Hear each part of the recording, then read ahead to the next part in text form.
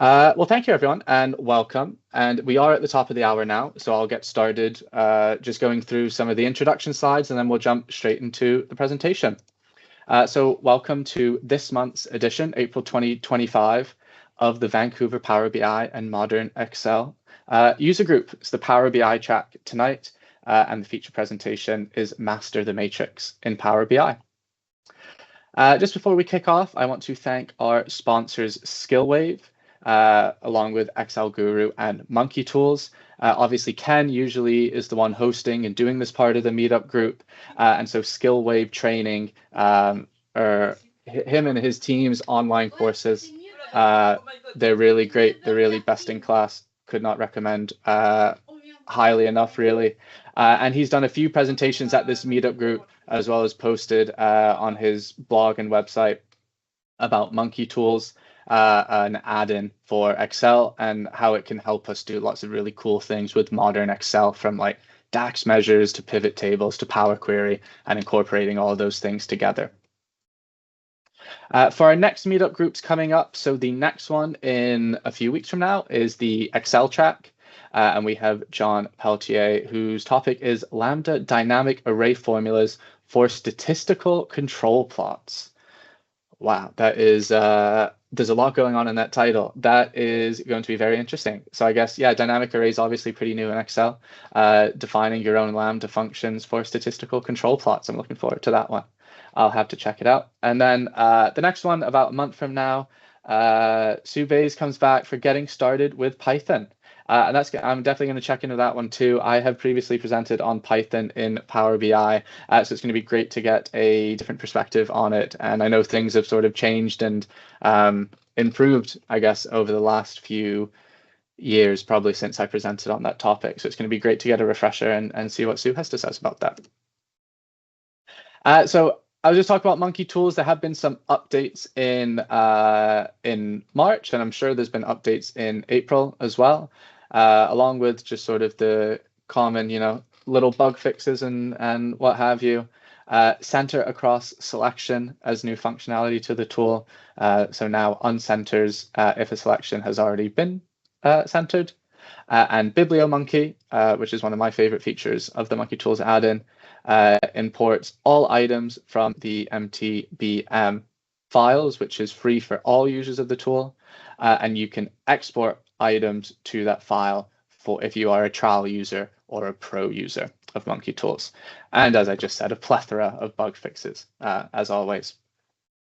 So Ken's Excel Fundamentals Academy, the next kickoff, is just about a month from today, where we can learn all the core skills for Excel analysts, from formulas and functions to more modern business intelligence solutions like pivot tables, data visualizations, and of course, Power Query for data transformation. Registration includes not just the Academy course itself, but over 30 hours of training and coaching, 46 hours of the Ask Ken sessions held during the year, as well as all the archive, which must go back quite a few years now. Forum access to with other similar folks who are building business intelligence solutions in Excel, and the Power Query recipe collection, which again is a personal favorite of mine. And as well as the Excel Bootcamp, there's also the Self-Service BI Academy, which kicks off on the same date, about a month from now. And going beyond Excel, this also incorporates Power BI, Power Query, so we can get the best of all the tools really from within this business intelligence ecosystem to build great self-service solutions. And it includes pretty much the same thing as before, over 50 hours of training and coaching, all the Ask Ken sessions, as well as the archive, discussion forums, but this comes with a digital copy of Ken's book, Master Your Data with Excel and Power BI, as well as a subscription to Monkey Tools Pro, which is really cool, and that will definitely save you time as you're putting some of these things that we learn in the Academy into practice.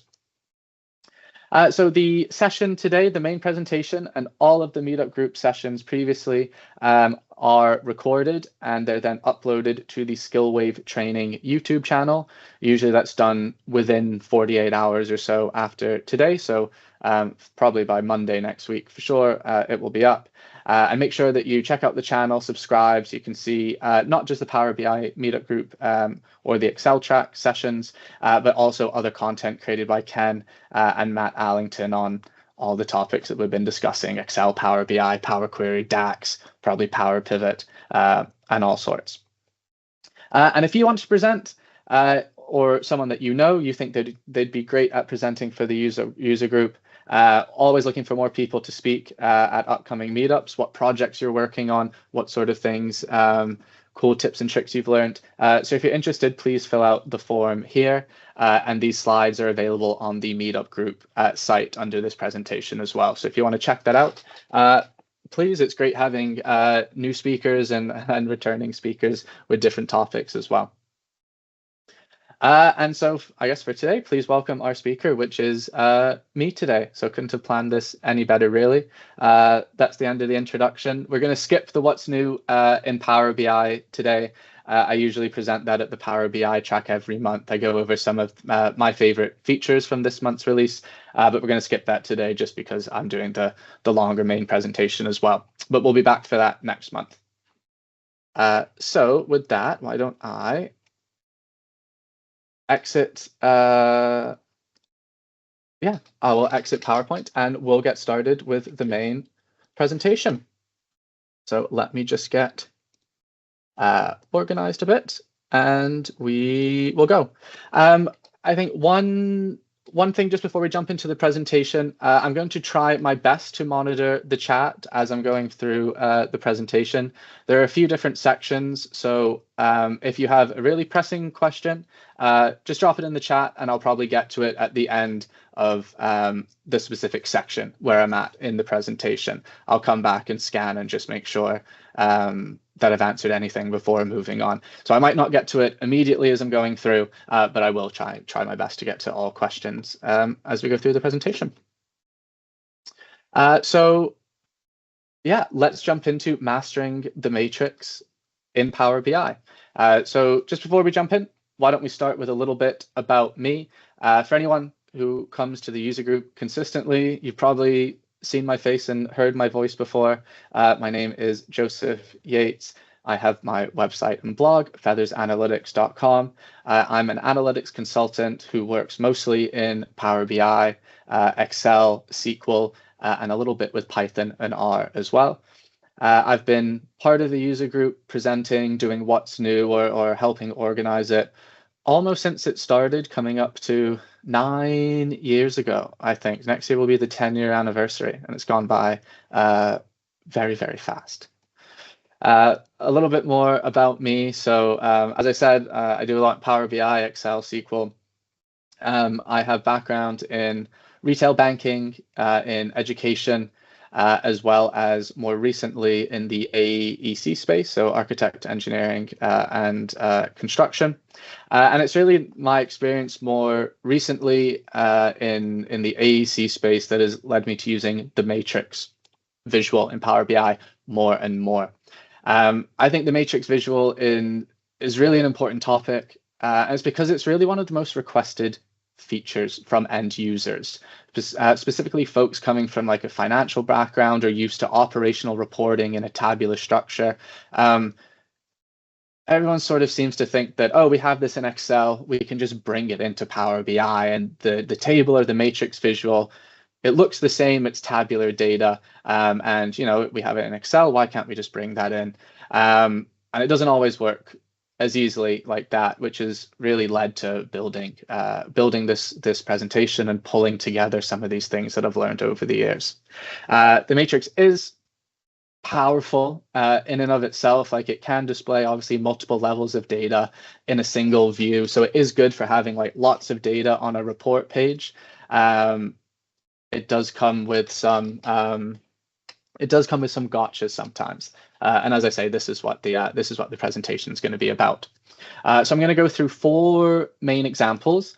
The first 2 are going to be really just like common issues or questions that come up with using the matrix visual. So we're going to be looking at totals in, I think I have it on the presentation page here. We're going to be looking at totals in the matrix, and and sort of troubleshooting them, interpreting them, and just doing a quick sort of foundation set of what totals actually are and what they are not in the matrix visual. And then the second example that I'm going to go through are zeros in the matrix visual, or zeros or blanks in the matrix. So if we want to add zeros to our matrix instead of displaying a blank, or if we want to remove zeros from our matrix and have blank values there, I have a few techniques that are I found the best ways to do both of those things in an efficient but a good dynamic way that we can control that. So after troubleshooting those sort of common requests or common issues, the last two sections or examples that I want to go through are just kind of cool things that I found interesting that I've built over the last few years, based really on just user requirements. So going over and setting like an explicit hierarchy for a matrix where we can show different types of measures at different levels of the hierarchy, and then like a fully user-defined dynamic hierarchy that our end users can control using a slicer. But I'm getting a little bit ahead of myself. We're getting a little bit excited to jump too far forward. At this point, why don't I just jump into Power BI and we'll get started with our first example of the day. So as I said, in this first example, I'm just going to cover totals in the Power BI matrix. So we have a basic matrix here. We just have our employee ID on the rows. So we just have one field from our data model on the rows, and we have two measures in the values of our matrix, total hours and employee capacity. And by default, the totals for these two measures, we see total hours. It looks like it just sort of sums up all of the values from our rows. And the same thing with our employee capacity. So it looks like this is functioning as we would expect, that we have some sort of values that's being split up by whatever field we have in our rows of the matrix. And then at the bottom here, we just take every single row in our matrix, we sum it up to get to our total. But if I just copy and paste this visual, just to better illustrate this point, I'm just going to filter down to two employee IDs, and it'll just make it a little bit easier to see exactly what's going on. So rather than showing all 20 odd of the employee IDs, I'm just going to select employee 14 and employee 15 here. Okay. So based on these measures, we see that it still looks like, it's just summing these two values to get 7,600. We're just summing these two values to get 8,400. But if I add a different type of measure, or in this case, a different visual calculation to our visual, we can start to see how totals aren't exactly what they look like. If I create a new calculation called utilization, and all utilization is going to be is I'm just going to divide total hours by our capacity. So we can see like employee has a certain amount of capacity, they've worked this many hours, so what is their utilization of their total time? So let's take total hours and divide this by capacity. Okay, and we'll head back to the report. So now we see we have our first employee number 14, is actually over 100% utilization. They've worked beyond their standard hours or their expected hours. So they're at 106% utilization. And our second employee in our second row here, employee 15, is at 81% of their capacity. So they're at 81% utilization. And then our totals, we see 90%. So obviously this isn't summing the rows above. Like we're not going to take 1.06 plus 0.81, that would give us 1.87. So it could be an average. Like that is also a common thought or a common theory, that in the total row, is that just an average of all the values above? Because like that could make sense. That could be like a common scenario that we would want to see, just what is the average utilization of all our employees. But if we take 1.06 plus 0.81 and we divide it by 2, the average for those two would be 93.5%.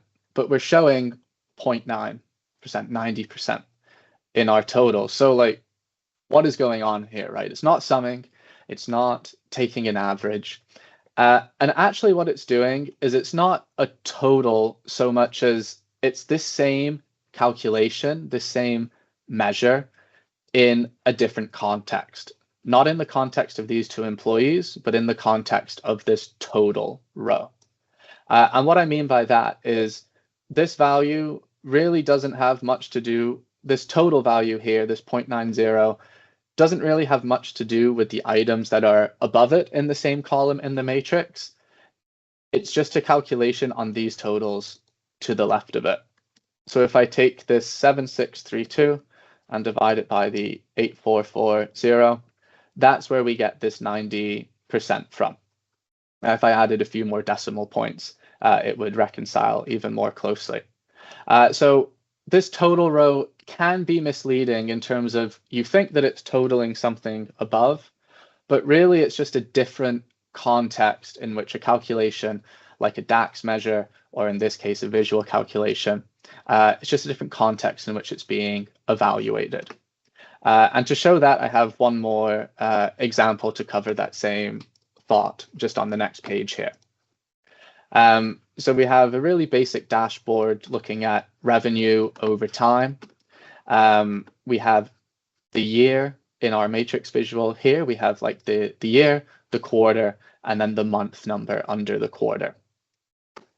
And the measures that we have in this matrix, we have our total revenue, and we also have a total revenue year-to-date measure.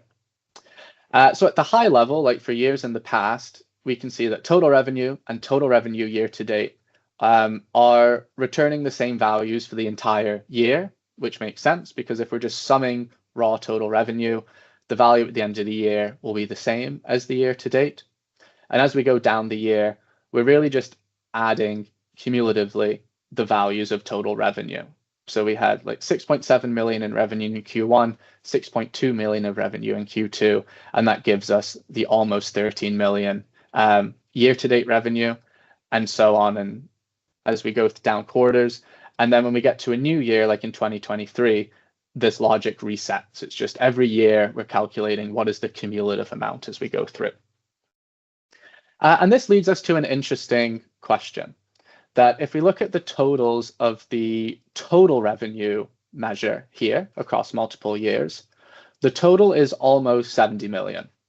And this 70 million is the sum of the total amount, total revenue for 2022, plus the total amount for 2023, plus the total amount for part of the way through 2024. So it's that 15 plus 30-ish plus 26-ish gets us to almost 70 million. The total in the total revenue year-to-date column, so this has that year-to-date logic as part of it, is 14 million.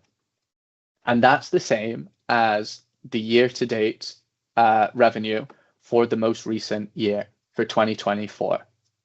And this does make sense in a way, because when we evaluate this year-to-date revenue, 2024 within our data set is the most recent year. We only have data that goes up to June of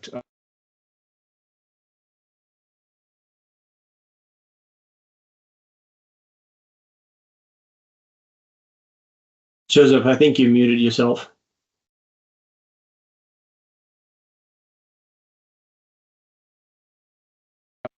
I did mute myself, thank you. How long have I been on mute? Oh, just a couple of seconds, yeah, you were good. Okay, cool, sorry, I must have knocked something by mistake. Thank you for letting me know. Sure. Okay, great. Yeah, so the measure is basically just being evaluated with no context from the rows below. It's just this is the most recent date in our data model, this is the most recent year, so we're returning 14.1 million. Now, is this right? Is this wrong? Is this misleading? Like, what would we expect a totals row to be for like a year-to-date measure in a matrix, right? Like for us as who are building these DAX measures, building the Power BI reports, this could be like, this could make sense to us. It does make sense to me. Like, we know why it's evaluating this way. But for users of the report, this could potentially be misleading. Like, if we did want to show just year to date, maybe they're expecting when they see the report, well, I want the total of 2022, 2023, and 2024 so far as the total, because that's total everything above it, but I want to see year to date in the details.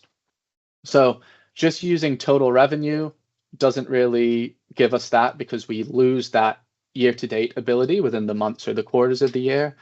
But we can't rely on a year-to-date measure in our matrix, because then that gives us like the wrong total, or not the wrong total, but just not what the end user requires. So one way that we can control these totals, and we can sort of dynamically switch in a different value, we can rely on a function called isInScope. And just before I jump in to actually create a third column that's going to show a combination of total revenue and total revenue year to date, let's just take a few moments to look specifically at the isInScope function. So I'm going to create a new measure on my fact table, and I'll just call it isInScope. And I'm going to use the isInScope function from DAX. And the item that I want to check if it's in scope is going to be the date, this month number. Within the rows of my matrix, we have year, quarter, and month. So I'm just going to check to see if month is in scope within my matrix. So I'll take this measure and I'll drop it in here. And because the is in scope, it just returns a Boolean value, true or false. If it's in scope, it's true. If it's not in scope, it returns false. And we can see that when we have a month on a line item here, month is in scope. We return true. And when we have quarter or year or our total value, it's returning false. And if I update month to be quarter, now when we have quarter expanded within our hierarchy, we're returning true. Year is returning false. The total is returning false. But interestingly, month is still returning true. And that's because when we have a nested hierarchy like this, if something at a higher level of the hierarchy continues to be in scope at the lower level of the hierarchy. So we have year, then quarter, then month. We're testing to see if quarter is in scope. And when quarter is the line item, yes, it is in scope, and that makes sense.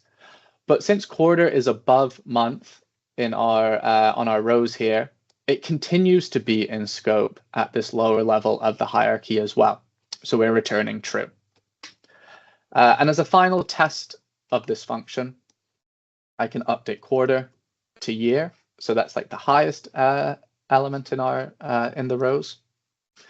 And now we return true for every item in our matrix except for this total here.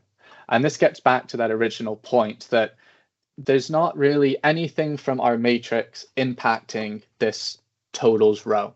When we drop things in the rows or the columns, this isn't, it's not in scope when we're calculating the value for our total.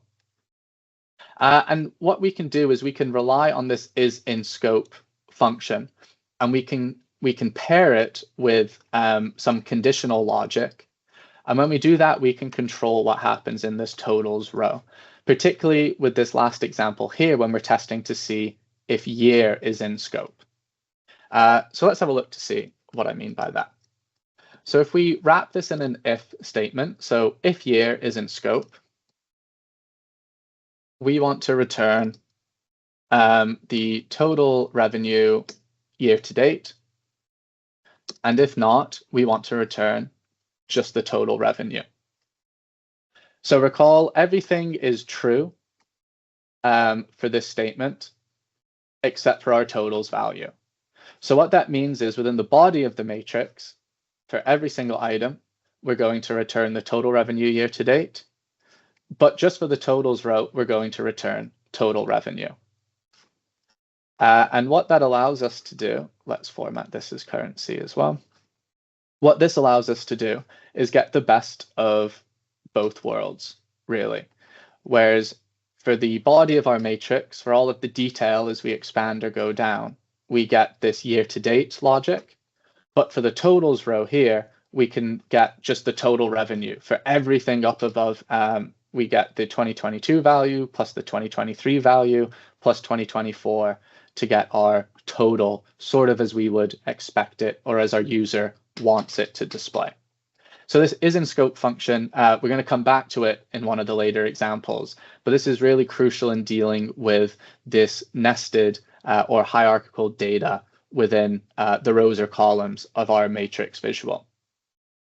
And we don't have to return total revenue. We could say, you know what, we don't want to mislead users, it's confusing. So we could just delete that last argument, and then we don't have a total at all. This is also not an uncommon use case that, you know what, totals can be confusing. Our measures might not make sense outside of the context of the body of our matrix. So let's not just display totals at all. We don't want to confuse users. We can just leave that as blank like that.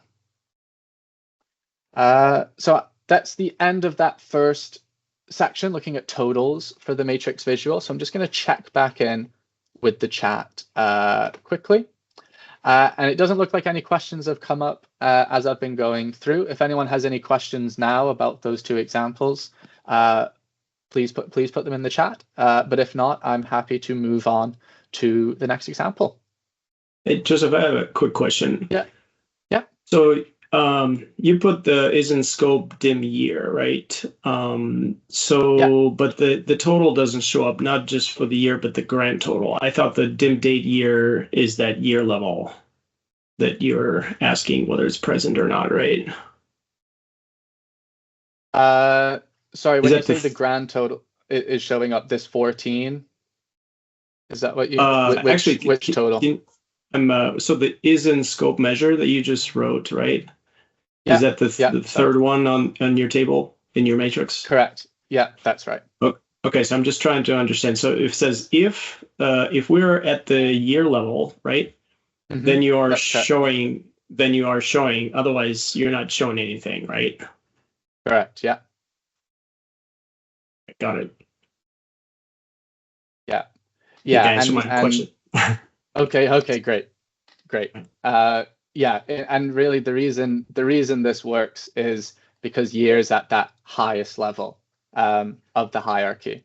Like if we updated this to show month as an example, which is the lowest level of the hierarchy, then we would only be showing it when we see the detail of the month number. Because year is technically always in scope within the body of our matrix. It's at the highest level of the hierarchy. Thank you. Let's do that. You're very welcome. Okay, let's at this point then, let's move forward to the next example, which is dealing with blanks or zeros in our matrix. So I think this is another pretty common example. We have a matrix here where we have employee ID on the rows. So each row is one employee, and then we just have the year on the columns. And in the body of the matrix, we have total revenue as the measure. So we can see how much revenue each employee earned over time for each year. And for lots of employees, like the top up here, they worked at the company or they were generating revenue for all 3 years that we're looking at. So they have a value in all 3 columns. But we also have some examples where we have some employees, like employee 10, who it looks like they started at some time in 2023. So they have a blank in 2022. They didn't earn any revenue that year because they started in 2023. Or like employee 11, where there's no revenue for 2024. So either, you know, maybe they're on leave, maybe they don't work with the company anymore, they were terminated, maybe they've switched roles so that they're not in a revenue generating role anymore. And even an example like employee 13 here, where they earned revenue in 2022, they didn't in 2023, and they did in 2024. So we have lots of different scenarios where there are blanks in our matrix. And there are times where some users will say, you know what, I don't want to see blanks. I don't like seeing blanks in the matrix. I want to see a 0. Like, I'd rather just see a 0 in the matrix. So I know it's 0. I know it's not like a mistake. And, you know, usually the finance department. But we want to control the display of the matrix to show a 0 explicitly. So one thought that often comes up, or one suggested solution, is, okay, well, we have revenue in the body of our matrix right now. Why can't we just force a 0? So if we just add a 0, then a 0 will appear here, and we'll be fine, because for values that do have an actual balance, just adding 0 won't do anything. But if we add a 0 to a blank, then we'll return 0, and that's what we want. And if I commit that, we do see that in those scenarios I just outlined, like employee 10 or 11 or 13, we do get 0s, which is great. But now we're also showing 0s for employees 16 and 17. And they weren't even on the matrix before. In fact, they don't earn revenue in any of the years. And really, they probably shouldn't be showing up in this visual, because they are just blank. You know, maybe they were terminated 10 years ago and it's just an old employee, or maybe they're in roles that don't generate revenue and they're just not, like, they shouldn't be part of this. And that's the issue with forcing 0 values, is that it just, when you just add 0 onto the end of a measure, it adds 0 onto everything. Like every employee, every date, every year, you're forcing that 0 value. And in some scenarios that might be okay, and you know, you might just want to explicitly filter employees out. But there is a method we can use to have greater control of how we're adding these 0s. And we can do this by creating a new fact table in our data model, and then we can create a new measure to go along with it. So I'm just going to delete this 0 from our total revenue measure. And when I do that, we'll see that these employees 16 and 17 are going to disappear, right? We go from 15 to 18. So let's go into the data view, and I'll start creating a new table for our data model. Not a new column, a new table. So I'm just going to copy and paste some code in just to save me some typing. And then I'm going to go through exactly what this means. So we're creating a fact like 0 table in our data model, because we're going to name it this way because we're using it to generate 0s for our report. And we're doing a few different things. Really, the main thing that we're doing, the main sort of thought behind creating a table this way, is we're going through our employee dimension. So for every row in our employee dimension, in this case for every employee, we want to calculate the minimum date from our fact table. So the minimum date where they started generating revenue, like there was a transaction or a posting or something like that. What is the beginning date really for the employee? We can calculate up here what is the max date from our fact table. And I'll cover a few different ways we can do this in just a moment. But just thinking, we're calculating really like a start date and end date for each employee.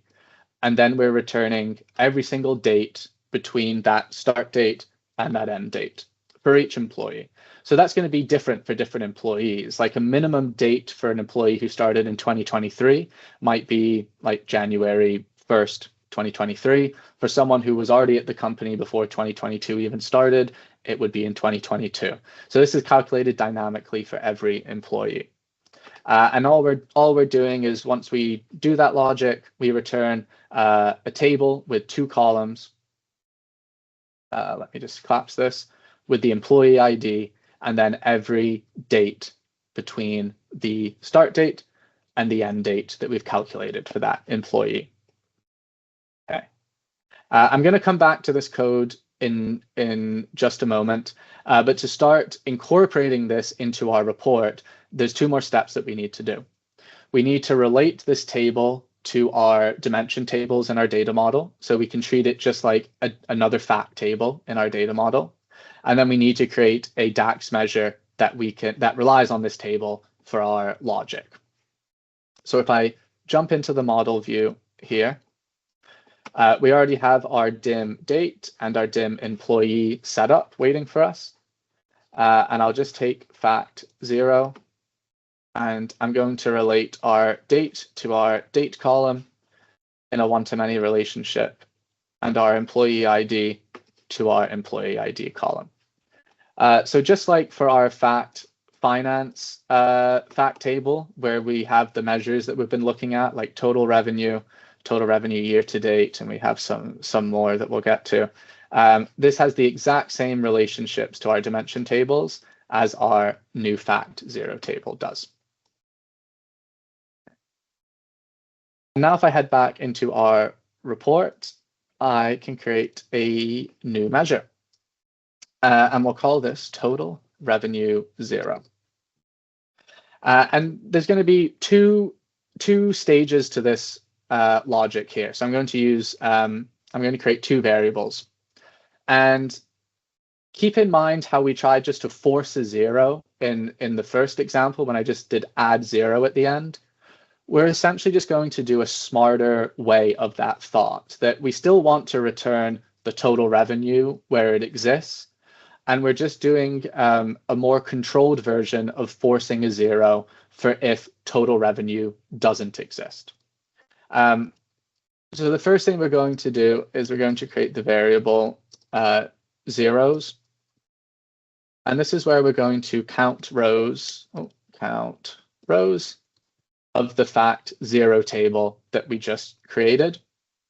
So we're going to count rows in that table, and we're just going to test to see if it's greater than 0. So essentially, we're just testing, are there rows in the fact 0 table? That's all it is, yes or no. Are there any rows present? And the next variable we can define as revenue 0. And this is where we can start layering in this logic. Is we want to take our total revenue, and rather than doing add 0, we can do a conditional statement that if this zeros variable is true, so if there are rows in our fact 0 table, then we want to add a 0. And if not, nothing gets added. And we can return rev 0.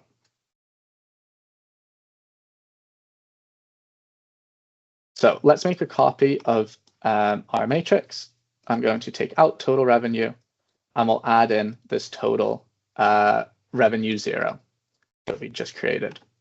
And I will format this as a currency as well, so it matches the two.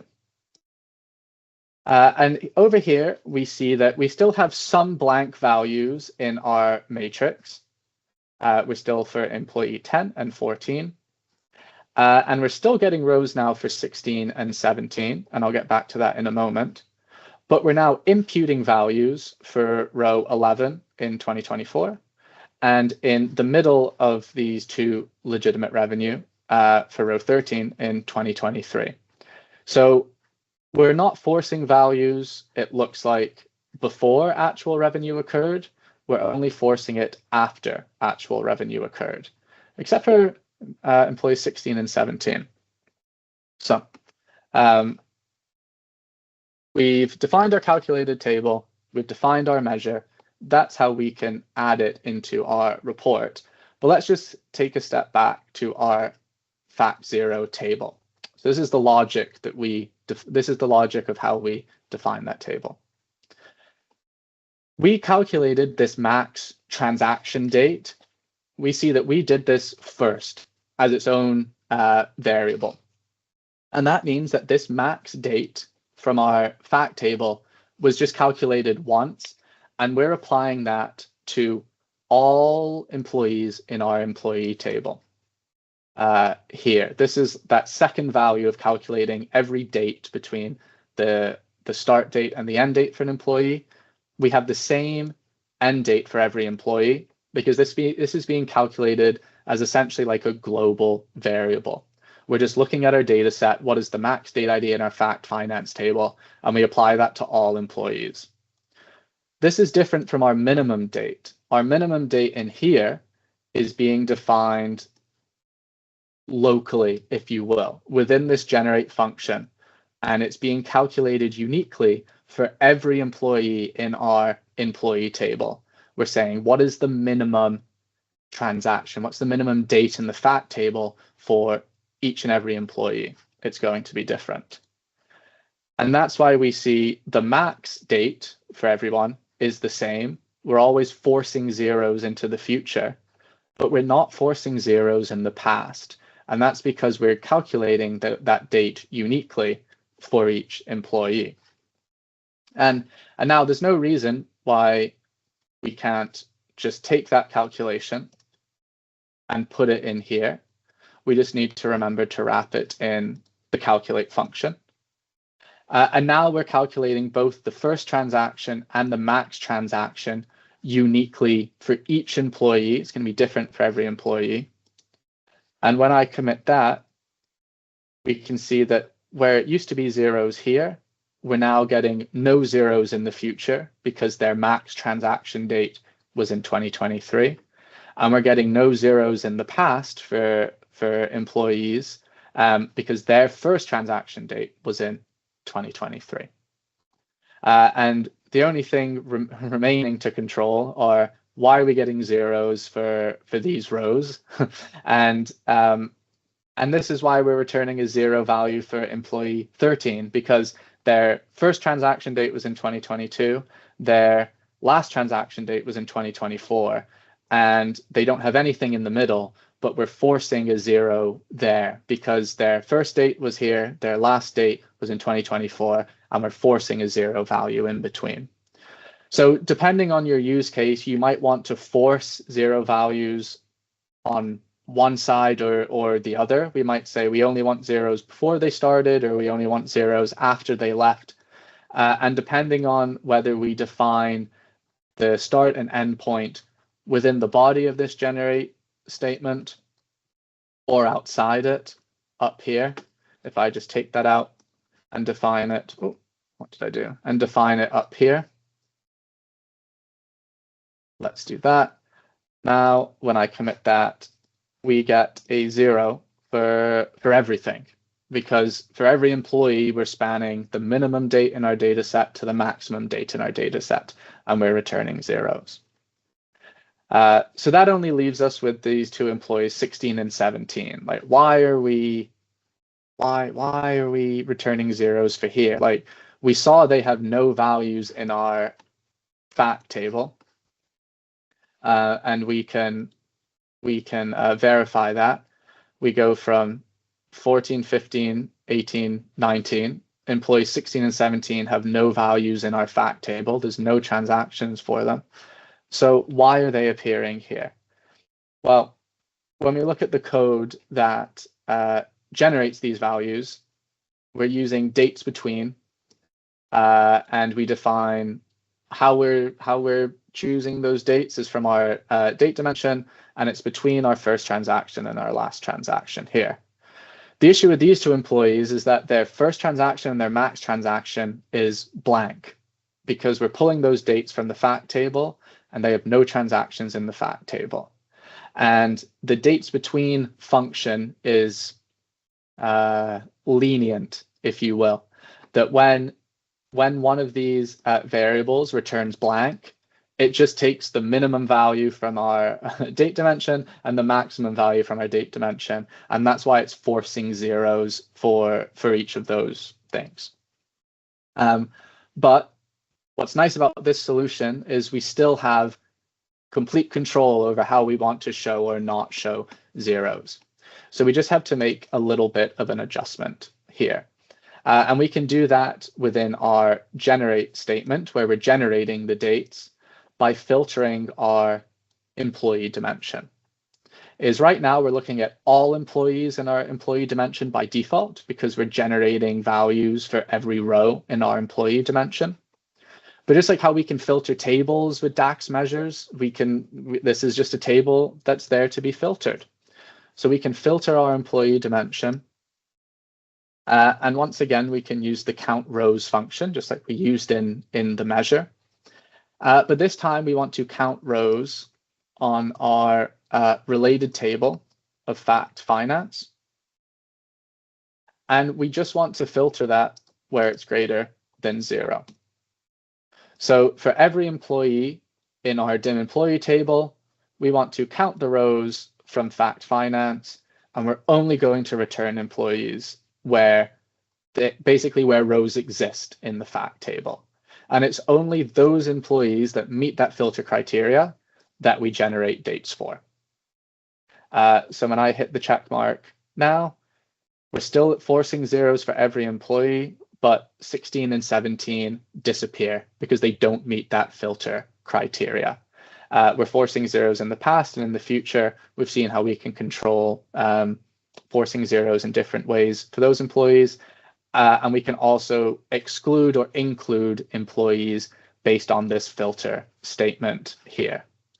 Other than just counting rows in the fact table, other ways I've filtered employees in the past is if we only want to look at employees with an active status, or we only want to look at employees with a certain job title, or who don't have a certain job title, or are in a specific location. Really, any way that you would want to filter which employees you are generating these zeros for, you can do in the filter statement here. So the possibilities are really endless in terms of what the start and end date are for a specific employee, and which employees are even included to generate zeros for. And I do have one more quick example for zeros, but before I do that, I'm just going to check back into the chat because I know that we did cover a lot of ground with that example. And there are no questions in the chat. If anyone does have a question, please feel free to either add it to the chat or come off mute and ask me directly. One more thing that I do want to show is that if you want to see a little bit of a deeper dive into that method specifically of creating like a zero fact table, be sure to check out this blog post by SQL BI. Anything to do with DAX, it always ends up back with SQL BI, how to return 0 instead of a blank with DAX. And it goes through a few different examples. And the code that I showed was greatly inspired by this blog post. So definitely be sure to check this out if this is a technique or a method you want to dig a little bit deeper into. But with no questions, I will move on to the next zero example. And this is quicker than the one we just went through.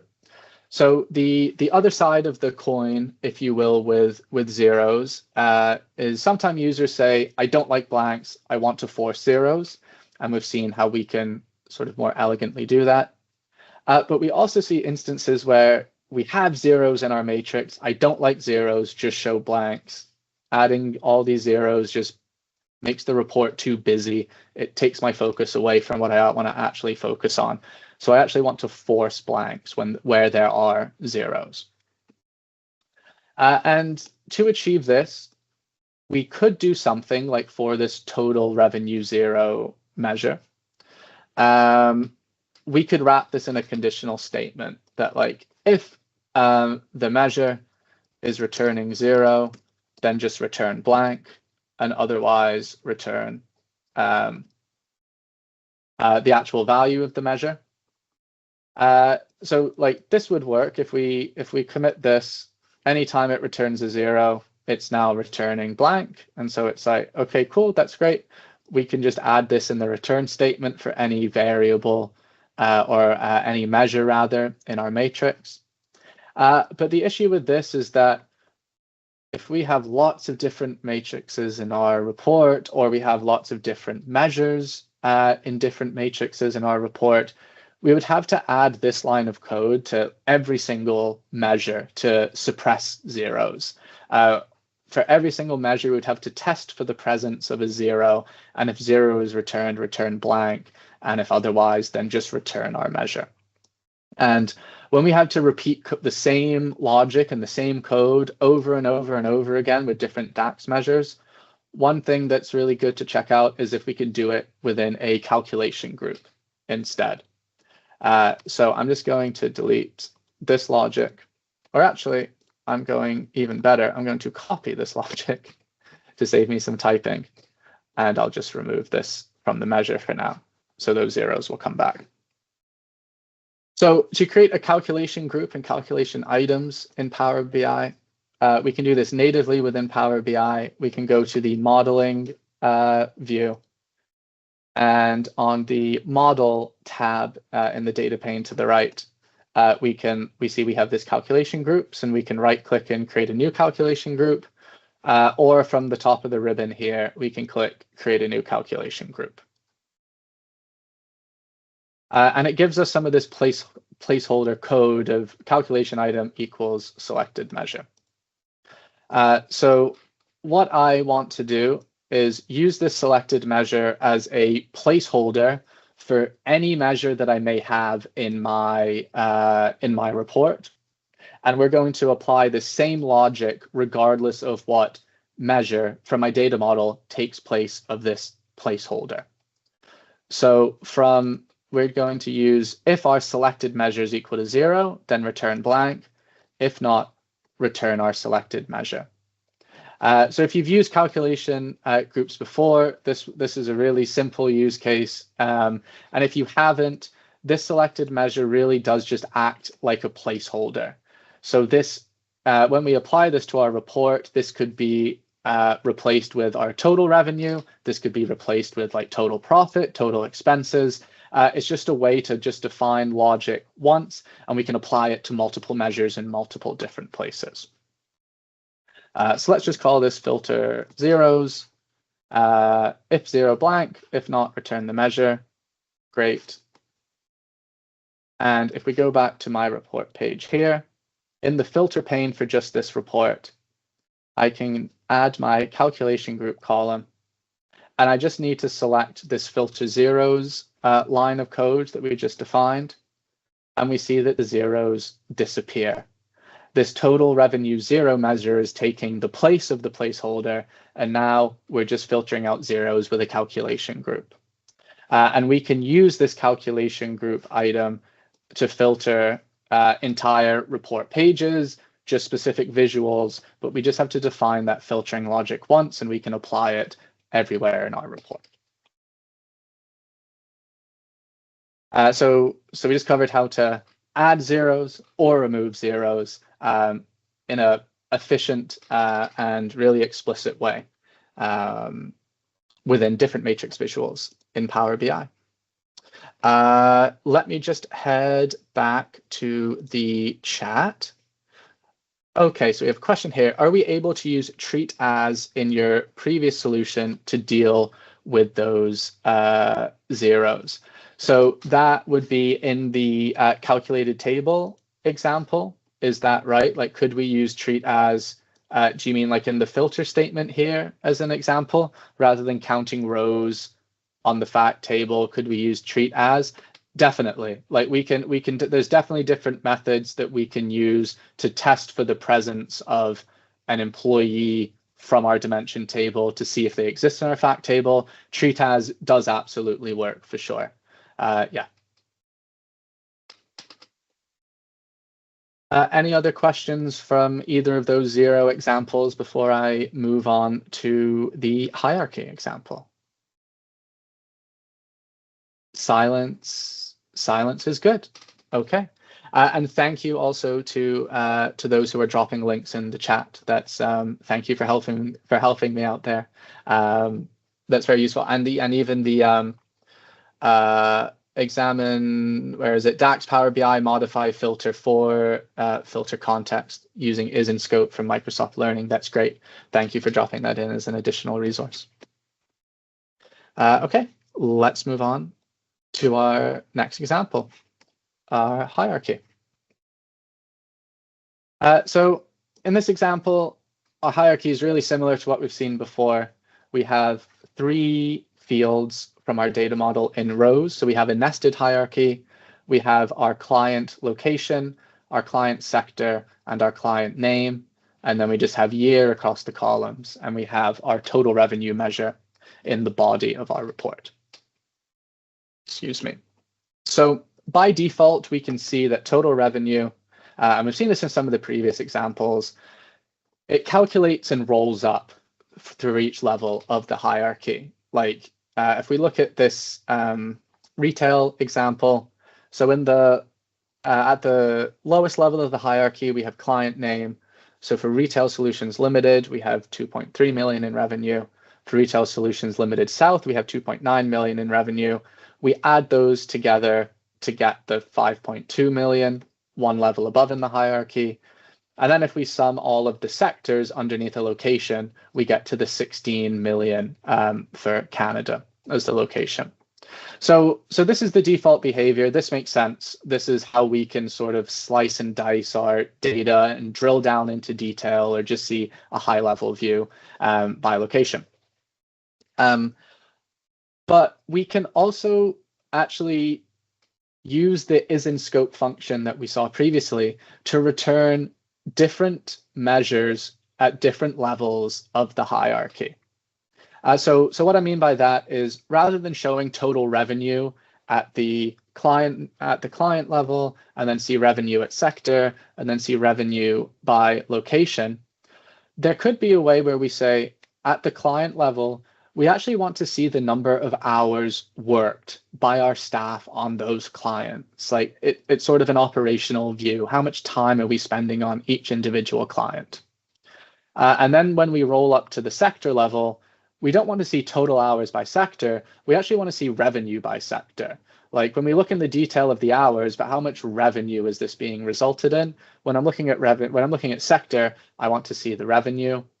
And then when we get to the top level of the hierarchy with location, we don't really care about hours because that number will be really high.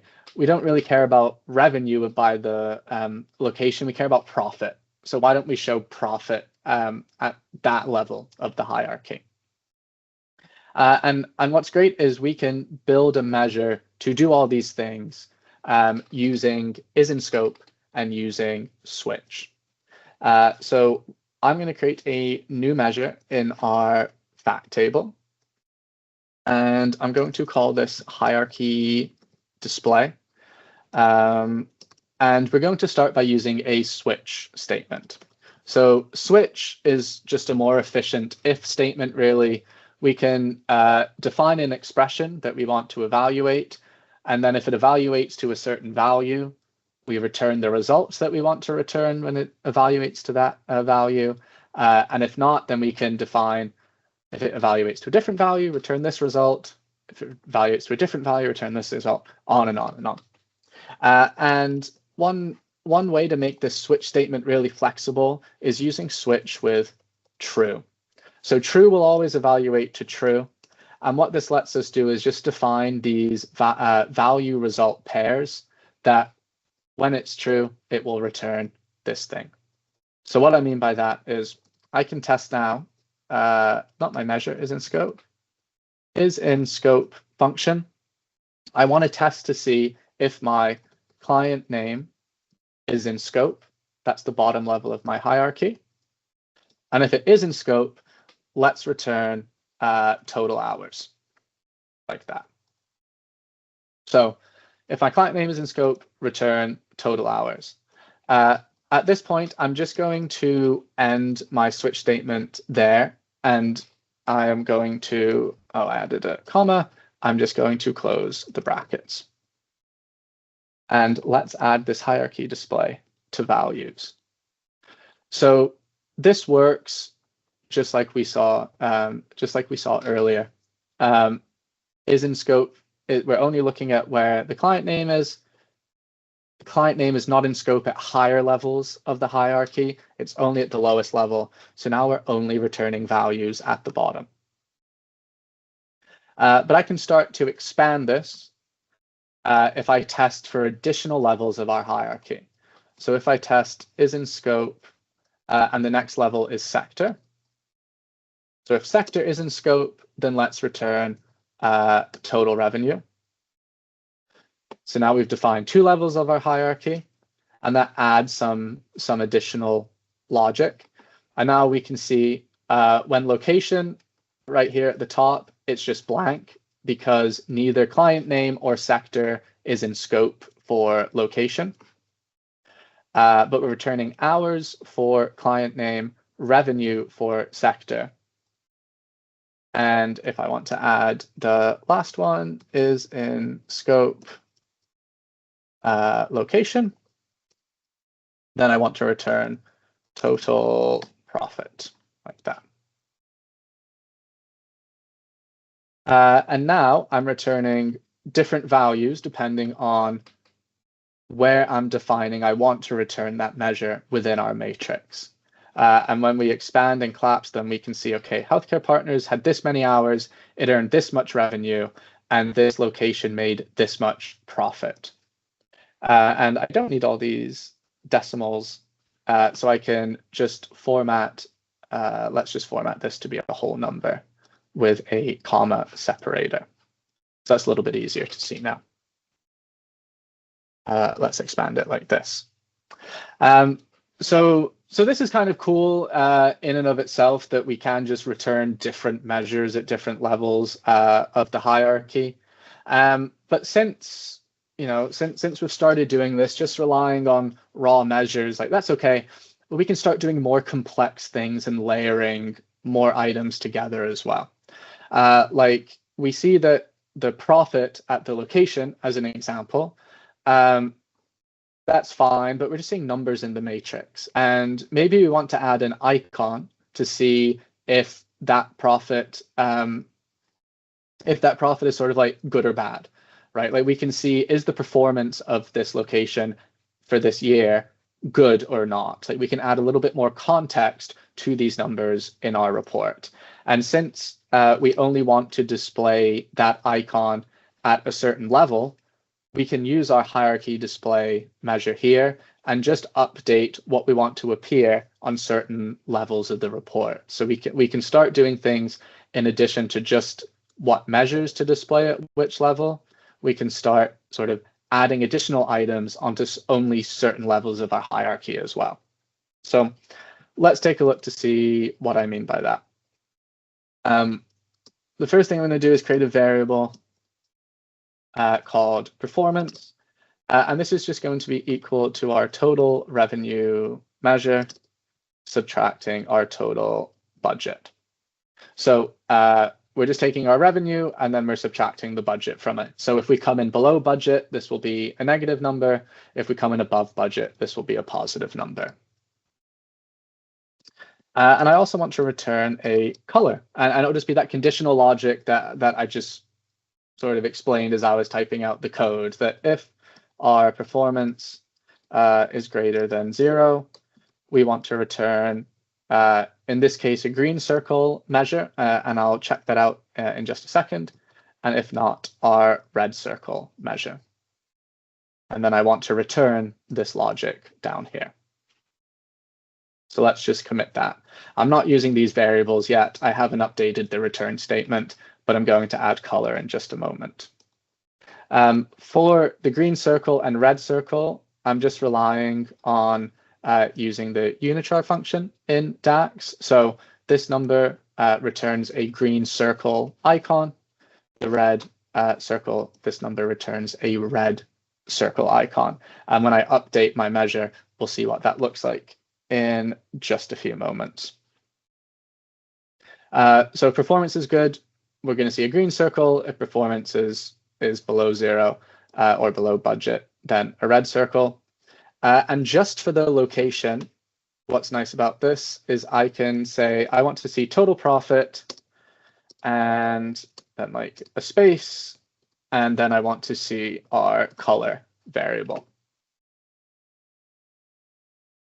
And if we go back to our matrix now, just for the location, not at all levels of the hierarchy, but just for that top level of a hierarchy, we now have a colored icon next to the profit.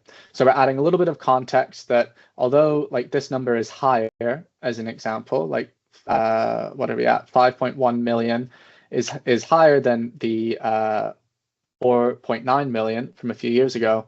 4.9 was actually over budget and 5.1 is under budget. So it gives a little bit more context to these numbers instead of just looking at sort of that tabular view of it.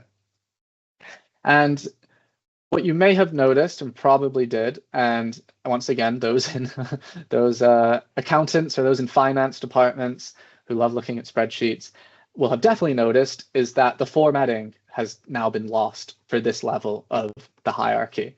We're still seeing whole numbers with a nice comma separator at lower levels, but at this level, when we added that icon, we've lost this. We've lost the formatting.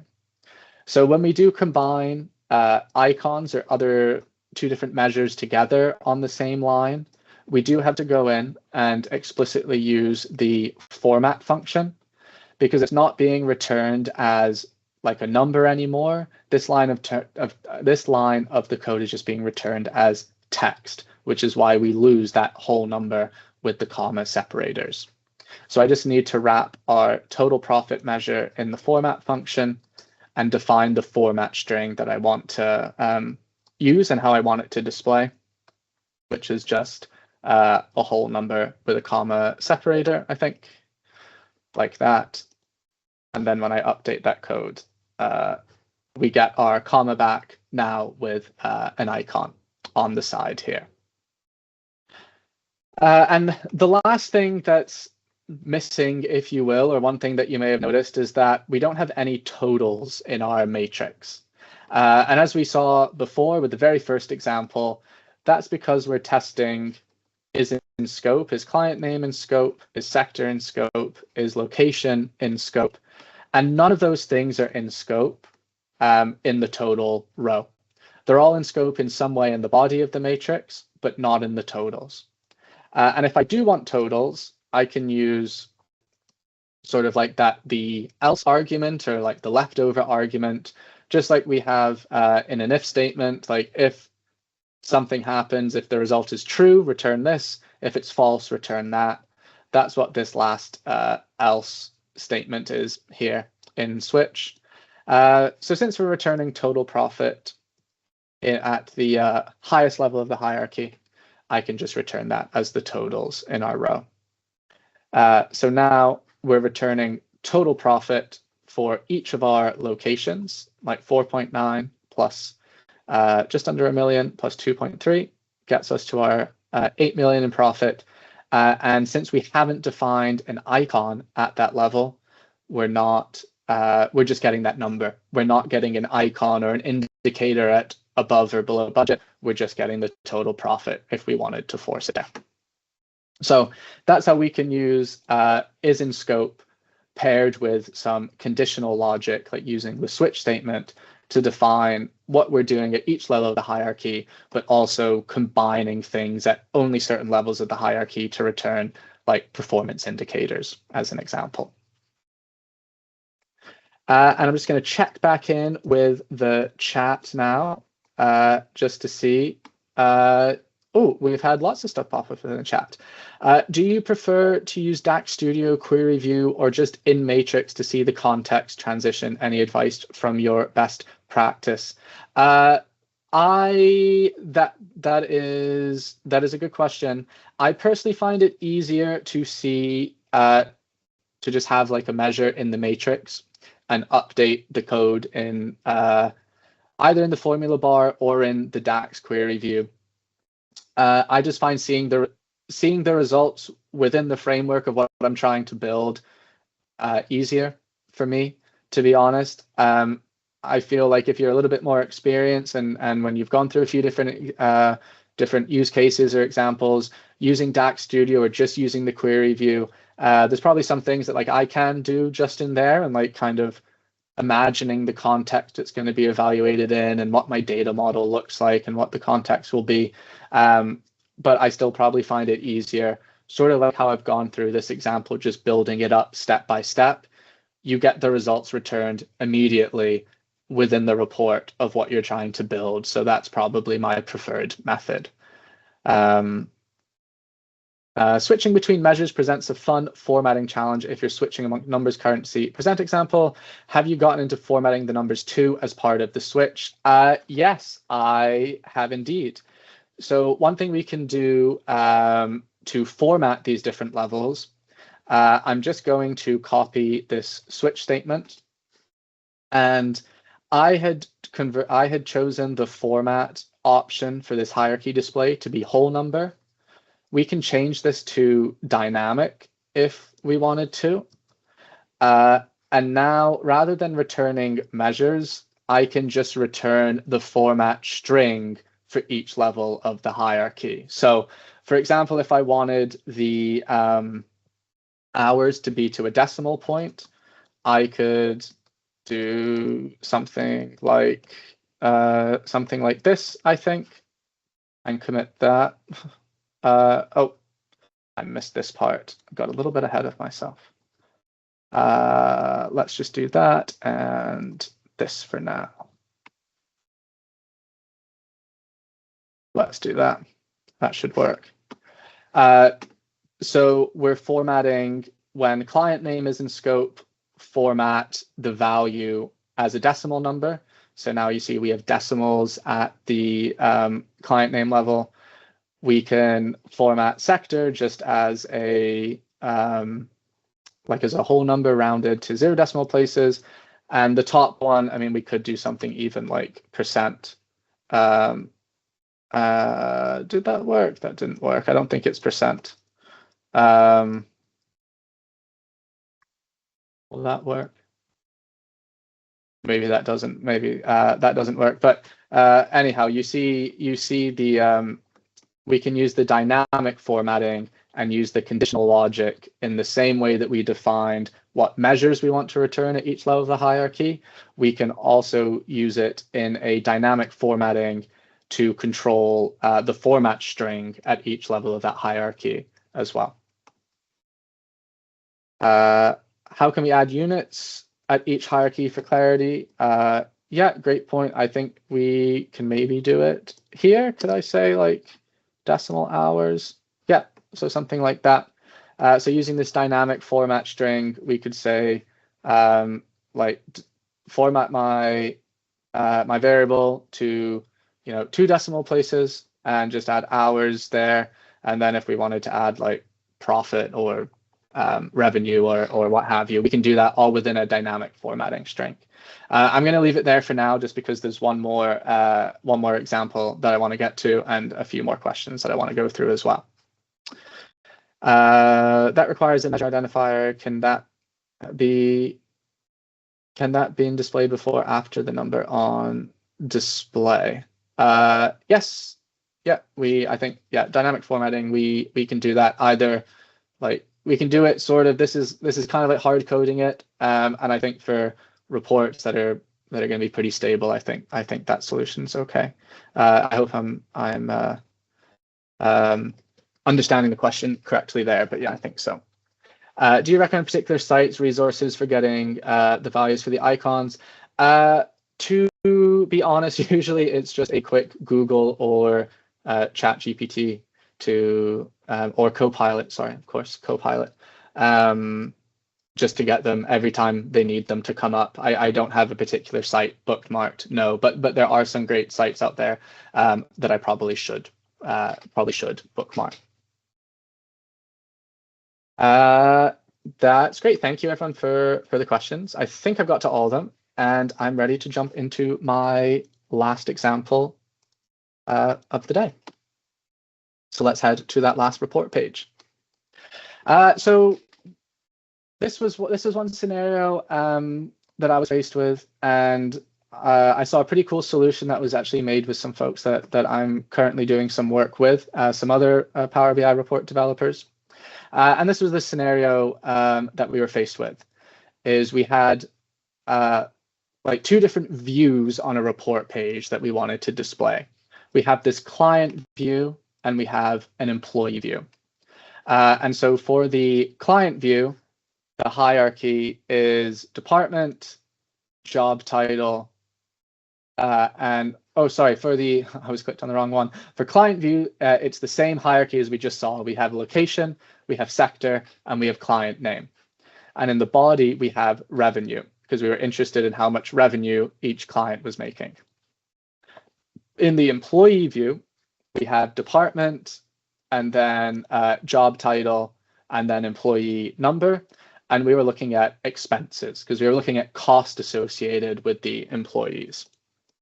And in order to switch between these two views, you could do something like you could create a bookmark on a Power BI on your page. And if you click a button that's linked to the bookmark, you can show client view and hide employee view, or vice versa. But we can actually achieve that same thing without bookmarks, and bookmarks are sometimes a pain to set up and to manage. So we can get to the same functionality using field parameters instead of bookmarks or different functionality. So let's have a look to see how we can do that. So from the modeling tab on the ribbon, I'm going to go to new parameter and field parameter.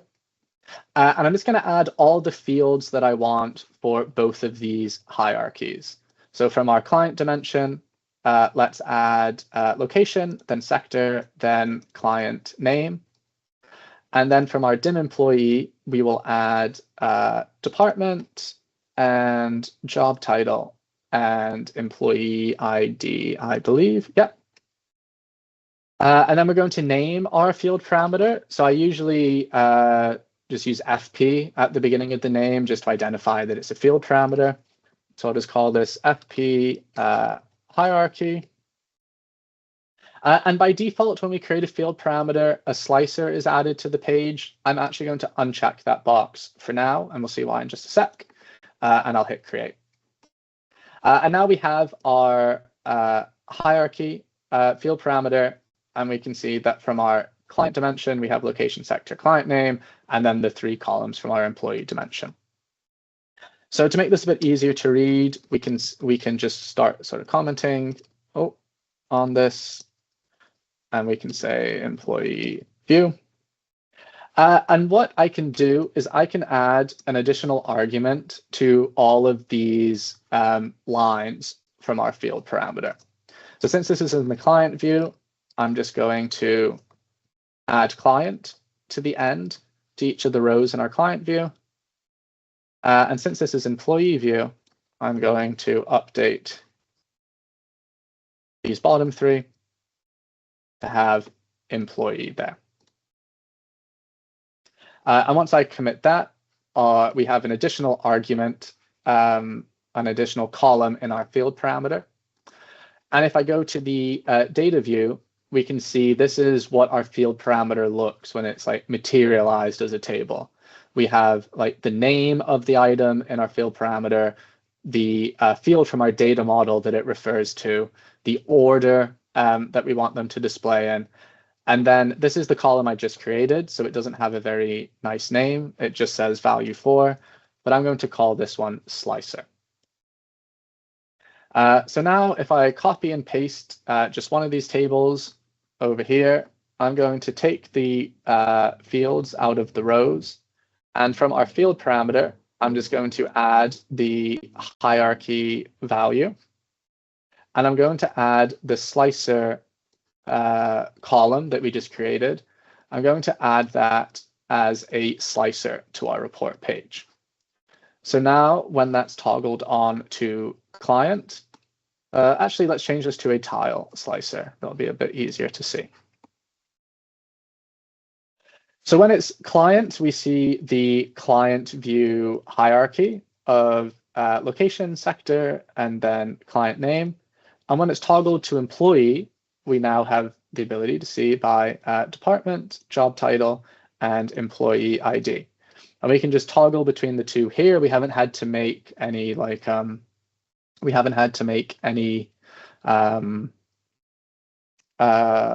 bookmarks. Sorry, bookmarks are different functionality just with field parameters.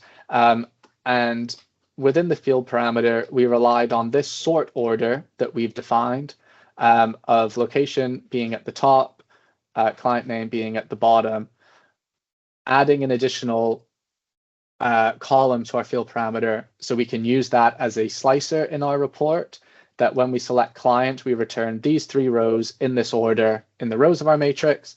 And when we select employee from the slicer, we return these 3 rows in this order onto the rows of our matrix. So we can dynamically just sort of go back and forth and have the ability to expand and collapse. So we're like part of the way there. We've updated the rows of our matrix, but recall in our client view, we're looking at total revenue, and in our employee view, we're looking at total expense. So not only do we want to update what's in the rows of our matrix, we also want to update what's in the body of our matrix, like what visual is actually, or what measure is actually there. So to do this, I can create another field parameter. So I'm going to add a field parameter. And from our table, I'm going to add total, where is it? Total revenue and total expense. I'm going to deselect add slices to the page, and let's just call this field parameter measures and hit create. So now we have one additional field parameter, which we return our total revenue measure or our total expense measure. I'm not going to add another column just yet, but one thing I can do is rename this revenue or the name of the field that we're returning in our field parameter. By default, just inherited the name of the measure, total revenue. When I display in the report, like in a slicer or something, I just want it to be revenue or expense. So these can be updated as well. These are just sort of like placeholders that were put in when we created the field parameter. So now when I add that to our report page, I can do the same thing. I can change this to be a tile slicer. And then I just need to update, instead of a measure in the values of our matrix, I can put in that field parameter. And when I select revenue, it returns revenue. When I select expense, it returns expense. We see all the values changing. So we can change both the hierarchy of the rows in our matrix, as well as the measure that's being returned in the body.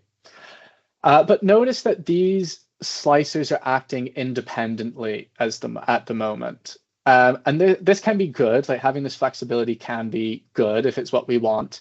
But in the example we were trying to recreate, when client view was selected, we only ever wanted to look at revenue. When employee view was selected, we only ever wanted to look at expenses. So it would be great if we could relate these two slicers and these two field parameters together. And the good news is we can actually do that. We just need to update our measures. We just need to update our measures parameter first. And what we need to update is I just need to add that fourth column, like I did to the hierarchy field parameter. I'm just going to say that revenue is our client view and expense is our employee view. And when I go into the data view, I'm going to rename that to slicer. And in this data view, we see what our field parameters look like, sort of like as a calculated table in the back. And we can go to our model view, and we can drop in our field parameters into our model view, just like we can any other table in our data model. And in this case, I can actually relate these slicer columns that I created to create a one-to-many relationship between our field parameters. So on the one is on the measure side, because we only have one measure for employee, one measure for client. And the many side of the relationship is on the hierarchy, because we have many rows in our matrix, many fields from our data set that we want in the rows for a specific view. So now what we can do is I can delete the slicer from the many side of the relationship, from the hierarchy. And since our field parameters are related, when I slice to revenue, we see that we have the client view we see the location, the sector, and the client name with the revenue in it. And when I slice the other way, we get to expenses for the employee. And the only thing I'm going to do is I'm going to update the values in our slicer to be the name of the view we want. I forgot that step. So now when I hit client, we're looking at revenue. When I hit employee, we're looking at expenses. So not only do the values in the body of the matrix update, but also the values in the hierarchy as well. So that's how we can sort of combine two different matrices into one view that's controlled by either multiple slicers if we want that ability, or just a single slicer. So that wraps up my last example. I'm just going to check the chat. Okay, no, I don't see any questions in the chat. I think I went a little bit over what was planned today. So thank you everyone who hung around. I know we went a little bit over time. But yeah, those were 4 examples of going through different elements of matrices in Power BI. We looked at totals and interpreting totals, sort of what they are and what they're not. We looked at adding or removing zeros in sort of different elegant ways that we have lots of control over, using calculated tables or calculation groups. We looked at explicitly setting measures and formatting for each level of the hierarchy within a matrix. And finally, we looked at field parameters, how we can create field parameters for both the rows in our matrix, as well as the actual measures that's returned in the body, and how we can control those things either independently or relate them together to have just one selection to change both of those things at the same time. That wraps up the session for today. Thank you once again. Thank you everyone. Thank you everyone for coming. The recording will be up either by the end of this week or the beginning of next week. If you have any questions, I will hang around for a couple of minutes. I might not be able to get to all of them, but if not, I can post a link on the meetup group site. I'm going to have a link there. I'm going to put all the presentation materials and the slides from earlier will also be up on the meetup group site too. So the recording is posted on the SkillWave training YouTube page.